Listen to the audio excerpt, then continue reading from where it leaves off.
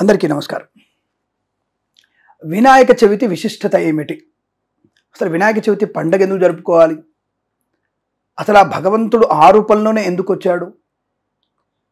అసలు ఇటువంటి ప్రశ్నలకి చాలామందికి సమాధానం వినాయక చవితి వ్రత కథలోనే ఉంది. అంటే మనకు ఒక కార్యానికి ఒక అధిపతి కావాలి, ఒక పరిపాలన చేయగలిగేటువంటి ఒక శక్తి సామర్థ్యం వ్యక్తి ఒక కార్యానికి అధిపతిగా నాయకుడిగా ఉండాలి. అటువంటి నాయకులలో గణపతి మొట్టమొదటిగా తొలి నాయకుడు. అలాగే గణపతి అంటే విఘ్నాలకి పతి అయినవాడు, గణములకి అనేకమైనటువంటి గణాధిపతులకి, అంటే గణాలంటే ఒక అడ్మినిస్ట్రేషన్ స్టాఫ్, వాటికి అధిపతి అయినవాడు గణపతి. విఘ్నాధిపతి, విఘ్నములు కూడా అధిపతి. అదేమిటండి విఘ్నం అంటే ఇబ్బందులకి అధిపతి అవుతాడా? విఘ్నములను నాశనం చేయడానికి పూనుకున్నవాడు, విఘ్నములను నాశనము చేసేవాడు గణపతి. అటువంటి గణపతి అసలు అవతరణ ఎలా జరిగింది? అందరికీ తెలిసిన కథే.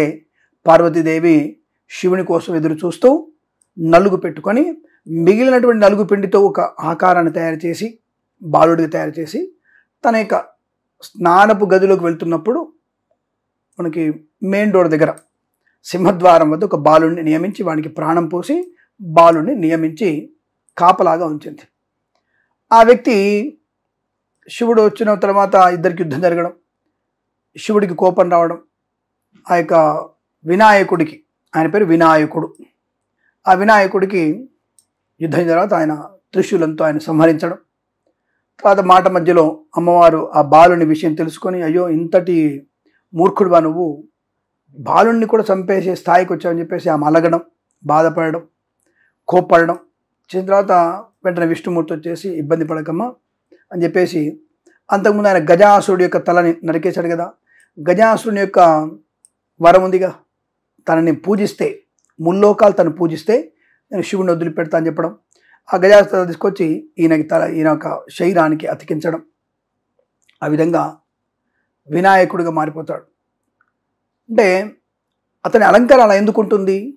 చెవులకు ఒక ప్రశస్తం, కంటికి ఒక ప్రశస్తం, నోరికి ఒక ప్రశస్తం ఉంటుంది.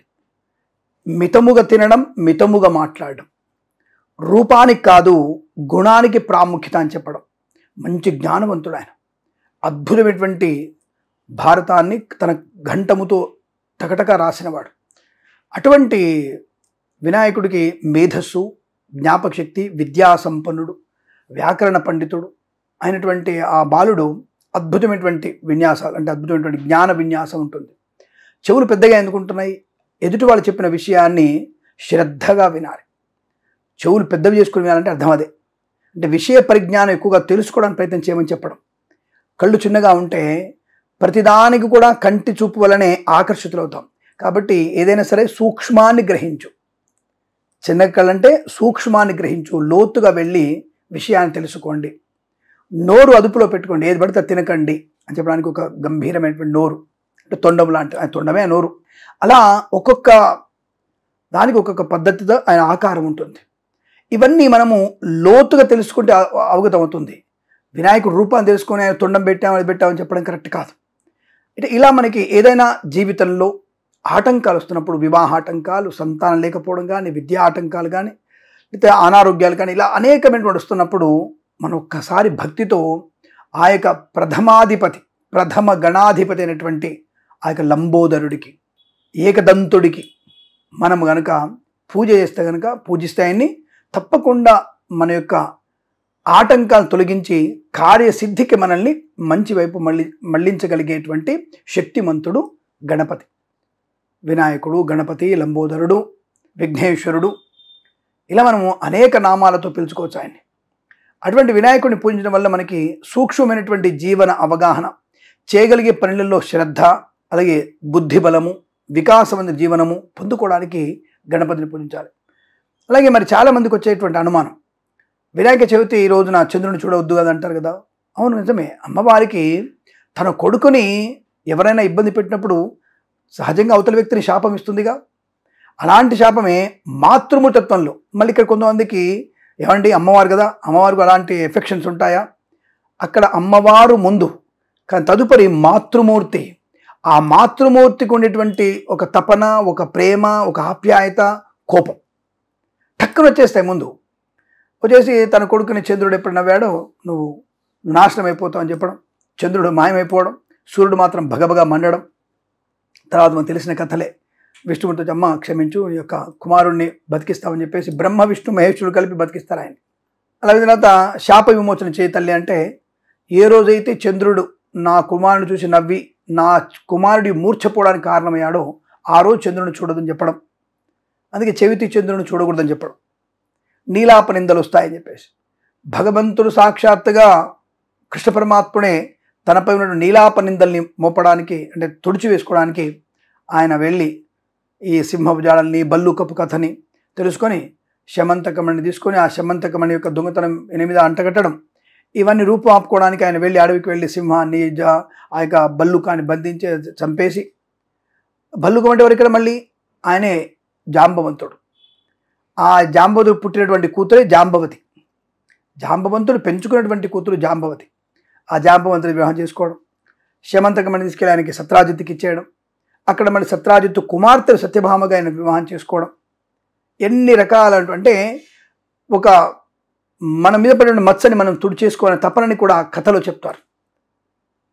తప్పు ఏదైనా మన మీద ఏదైనా పొరపాటుగా మనం నిందారోపణ చేసినా దాన్ని సరిదిద్దుకోగలిగేటువంటి తత్వాన్ని అభివృద్ధి చేసుకొని చెప్పడం కథల యొక్క భాగం. అందుకే వినాయక చవితిలో ఆ వినాయక చవితి పూజా విధానాన్ని కూడా మనం శ్రద్ధగా విన్నట్టయితే అనేకమైనటువంటి సూక్ష్మ ఔషధీకృతమైనటువంటి పద్ధతులు, అలాగే ఆరోగ్య సంబంధించినటువంటి పద్ధతులు అవన్నీ కూడా మనకి అవగతమవుతాయి. అందుకే ఏకవింశతి పత్రి పూజ చేస్తారు. అటువంటి పత్రి పూజల వల్ల మనకి ఆరోగ్యవంతమైనటువంటి అభివృద్ధి కలుగుతుంది. ఆ ఏకవింశతి పత్రాల్లోంచి వచ్చేటువంటి వాయువు మనకి సంపూర్ణమైనటువంటి ఆరోగ్యాన్ని కలిగిస్తుంది. కాబట్టి ఔషధీకృతమైనటువంటి ఆకుల్ని మనం వాడతాం. ఇది ఇలా మనం ఒక్కొక్క ఆ పూజలో ఉండేటువంటి విధానాన్ని లోతుగా తెలుసుకుంటే ఎందుకు ఆచరించాలి అని మన పిల్లలకి చెప్పగలిగితే పిల్లలు సనాతన ధర్మాన్ని ఫాలో అవుతారు. మనం ఏదో అలా చేయమన్నారు మా పెద్దవాళ్ళు, మేము చేసేస్తున్నాం కాదండి. ఎందుకు చేస్తున్నాం అనేటువంటి విషయాన్ని పిల్లలకి చెప్పగలిగితే, సూక్ష్మంలో ఉండేటువంటి ధర్మార్థాన్ని మనం చెప్పగలిగితే తప్పకుండా వాళ్ళు మంచి ప్రయోజనకులయ్యేటువంటి అవకాశం ఉంటుంది. అలాగే మరి వినాయక చవితి 9 రోజుల ఒక రోజా? చాలామందికి ఇది ఒక అనుమానం. వినాయక చవితి 9 రోజులు, నవరాత్రి ఉత్సవాలు ఎక్కడ లేవు, ధర్మశాస్త్రంలో లేదు. ఏకరాత్రోత్సవమే.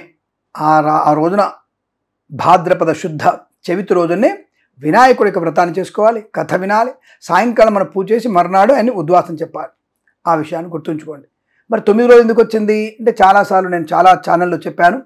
స్వాతంత్ర్య సమరోత్సాహంలో ఉన్నప్పుడు మన పెద్దవాళ్ళందరినీ కూడా ఈ బ్రిటిషర్లందరూ హింసలు పెడుతున్నప్పుడు, అంటే ఒక దగ్గర మాట్లాడడానికి పర్మిషన్ ఇవ్వట్లేవాళ్ళు. అలాంటి సందర్భంలో మహారాష్ట్రలో, ముంబైలో బాలగంగాధర్ తిలక్ నుంచి వారి నుంచి ఈ యొక్క నవరాత్రోత్సవాలు అనే ఒక విషయం బయటకు వచ్చి, ఎందుకు ఈ 9 రోజులు మన రహస్య సమావేశాలు ఏర్పాటు చేసుకొని స్వాతంత్ర్య ఉద్యమంలో ఎటువంటి మనం పద్ధతులు పాటించాలని తెలుసుకోవడం కొరకు మాకు నవరాత్రోత్సవాలని 9 రోజులు మేము పండుగ చేసుకోవాలి, కాబట్టి మాకు పర్మిషన్ ఇవ్వమని చెప్పేసి వాళ్ళ దగ్గర తీసుకొని ఆ 9 రోజుల్లో స్వాతంత్ర ఉద్యమం గురించినటువంటి విధి విధానాలన్నీ కూడా తెలుసుకునేవాళ్ళు. దాన్ని ఆచరించడానికి అంత ప్లానింగ్ ఉండేది. కాబట్టి భగవంతుడు ఆ విధంగా మనకి సంపూర్ణమైన మద్దతుతో ఇతరుల యొక్క పాలనలోంచి బయటపడి స్వాతంత్ర్యాన్ని పొందుకొని ఆనందమైనటువంటి శుభయోగాల్ని పొందుకుంటున్నాం. కాబట్టి అక్కడి నుంచి 9 రోజులు నవరాత్రోత్సవాలకు చెప్పబడింది. మంచిదే. 10 మంది ఒక దగ్గరికి కూడుకొని మంచి ప్రవచనాలు వింటూ, మంచి మాటలు వింటూ, మంచి పూజలు చేస్తూ, ఆ వాతావరణం అంతా కూడా ఆహ్లాదకరంగా ఉండడం, ఇవన్నీ కూడా మంచి సంప్రదాయాలు. ఇది పాటించడం మంచిదే. కానీ పొల్యూషన్కి కారణమైనటువంటి వస్తువుల్ని, ప్లాస్టిక్, ఇతరత్ర తప్పుడు పనులు చేయడం మంటపాల దగ్గర, అదంతా కూడా మీకు ప్రమాదాన్ని కలిగిస్తుంది. కాబట్టి ప్లాస్టర్ ఆఫ్ ప్యారిస్ కాకుండా మట్టి విగ్రహాలతో మనకి బయట దొరికి పిచ్చి పిచ్చి ఆకులు కాకుండా ఏవైతే ఏకవింశతి పత్రి చెప్పారో, ఉత్తరేణి, గన్నేరు, జామాకులు, అలాగే బిల్వము, దవనము, ఇలాంటివి ఏవైతే ఉన్న తులసి, ఇవన్నీ కూడా వాడి ఆ స్వామివారి అనుగ్రహాన్ని పొందుకోవాలి. పిచ్చి పిచ్చివైనటువంటి పత్రాన్ని వాడి మనం ఇబ్బందులు పడద్దు. ఈ విధంగా గణపతిని పూజిస్తే మనకి సర్వకామనా సిద్ధి పొందుకునే అవకాశం. ఆ లంబోదరుడు సంపూర్ణ ఆరోగ్యాన్ని కలిగిస్తాడు, ఐశ్వర్యాన్ని కలిగిస్తాడు, విద్యాబుద్ధి నేర్పిస్తాడు. ప్రతి వ్యక్తి కూడా విద్యా సంపన్నత ఉంటే వినయశీలుడు అవుతాడు. కాబట్టి విద్యకి ఆయన సంపూర్ణమైనటువంటి ప్రాధాన్యత ఇస్తాడు. కాబట్టి గణపతిని పూజించిన వారికి అద్భుతమైనటువంటి ఆ యొక్క మేధస్సు పెరుగుతున్న విషయం శాస్త్రంలో స్పష్టంగా చెప్పబడింది. అలాగే ఈ రోజున పిల్లల చేత మనం గణపతి పూజ చేయిస్తే తప్పకుండా స్వామివారి అనుగ్రహం పొందుకుంటుందనే విషయం కూడా శాస్త్రంలో చెప్పబడింది. యుద్ధానికి, అనారోగ్యానికి, ఐశ్వర్యానికి, బుద్ధి బలానికి, విద్యకు, బుద్ధికి, వికాసానికి అన్నిటికీ అధిపతి అయి మన యొక్క సర్వకామనా సిద్ధి పొందడానికి గణపతిని పూజించడం వల్ల విశేషమైనటువంటి ఫలితాలు ఉంటాయి. అది ఈ సంవత్సరం మనకి అదృష్టం కొద్దీ 27వ తేదీ ఆగస్టు 27వ తేదీ మనకి బుధవారం రోజున, అలాగే హస్తా నక్షత్రం రోజున మనకి వినాయక చవితి రావడం, అది చాలా మంచి విశేషమైనటువంటి పండగ. ఈ సంవత్సరం మంచి పండగ వస్తోంది.